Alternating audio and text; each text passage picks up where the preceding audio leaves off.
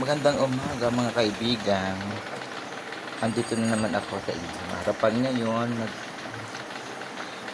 Magko-comment lang ako doon sa dalawang impactang babae na nag-itim daw ang kulay na ang ng ating gobyerno. Sino ba ang maitim? Di ba yung mga konsensya nila, yung mga binabalak nila, lalo na yan si Sara Duterte na putang inang ito. Alam mo, gusto kong pag-untogin yung dalawang yan eh. Gusto kong para matauhan ng mga animal na to. Nakakabuisit na yung dalawang yan, lalo na si Jaime Marcos. Marcos ba talaga itong babae na ito? Nagtatanong lang.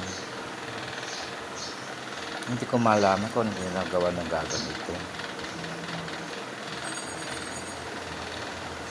Nakakaloka sila, no? Binabaliktad nila yung ginagawa nila. Mga hayop. Pero gawain ng demonyo yan, kaya hindi sila magtatagumpay. Ang iniluklok ng Diyos ay hindi pwedeng alisin sa pwesto. Tandaan nyo yan ay Marcos at Sara Duterte.